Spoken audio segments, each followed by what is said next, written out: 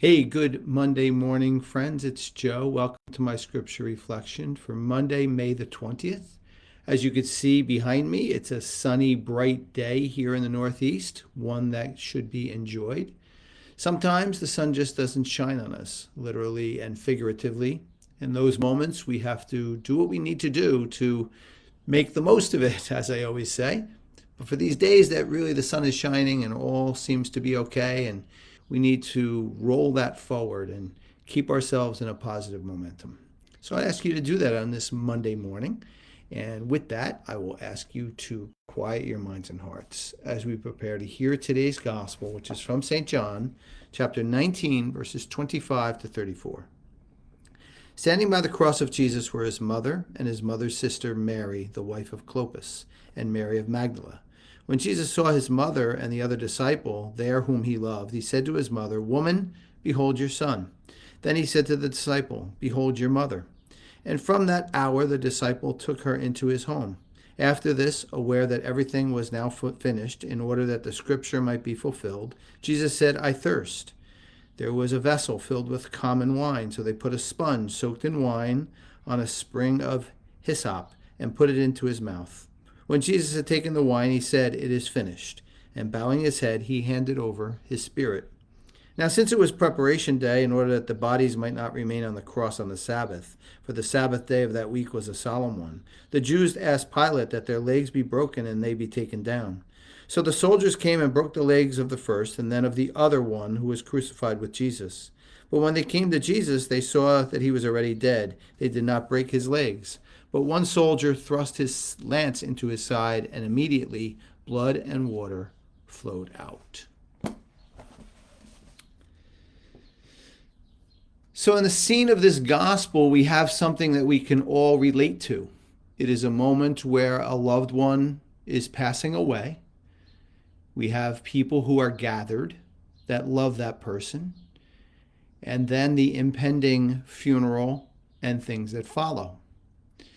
I think we are all familiar with this way of life, and it is a way of life that we must all understand and, to the best of our ability, accept. However, I have been to many funerals, I preside at many, and I will tell you that there is a beautiful, I'll call it beautiful, unfolding of things that can happen, but unfortunately does not always happen. Turning back to the gospel, we have a situation where Jesus is dying. His life will be mourned. People will grieve. That is part of it. That must happen in everyone's own time and in everyone's own way. From there, the people that are left should connect stronger with one another based on the loss of this loved one. And they did in the gospel. Then there is a celebration of the life that precedes that. That is a beautiful celebration, takes place at everyone's own time while people are strongly connected. And that celebration leads to lessons that loved one leaves behind. Now again, going back to humans, I wish I could say this always happens, but it does not. I have presided at funerals where people are arguing. I have presided at funerals where people are thrust into a situation where they are contentious with one another, not connected to one another afterwards. I have seen lives not being celebrated like they should, and certainly not lessons carried forward like they should. Not always, but I will tell you, in this very sentimental, emotional time, it should be something that everyone puts their focus on a little bit better. Where can we learn? From our animal friends. Yes, from our animal friends.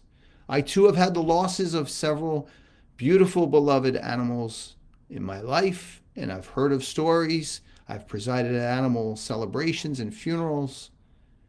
They do it right. They do it right because if this was a batting average, they'd be hitting 1,000. Humans, maybe 750. Let's not argue about that. But animals do it right all the time. They mourn in their own way. I've seen it here when Shelby passed and Daniel mourned her. And when Daniel passed, and Bella mourned him. Then they bind together. They got closer to me, closer to family members. You could see it. They did it consciously. They connected strongly with those who were left. They celebrated the life by learning the lessons. Daniel was not a therapy dog like Shelby, but he certainly could have been one when Shelby passed. He learned from her. He took those lessons into his life. I saw it happen. Animals have a beautiful spirit amongst them. They know how to handle these things. They can instruct us in a beautiful way how to take the difficult losses and turn them into something where we live the lessons going forward from that individual that we love so much. This happened at the foot of the cross. It was the ultimate example for everyone to follow. And now my advice is to take it into your own life. See how you can follow it just a little bit better? And make this difficult time something that adds to the world's compassion, for we need it now more than ever. My friends, that's my message for you on this Monday morning. I always hope it's helpful for you. I will tell you that I am going to be evaluating my scripture videos and the timing of them over the next couple weeks. I promise I will always do a few of these a week, but I'm going to be adding in some animal spirituality ones and animal chaplain-based videos as well to complement my Compassion and Commitment online course and everything that I try to do.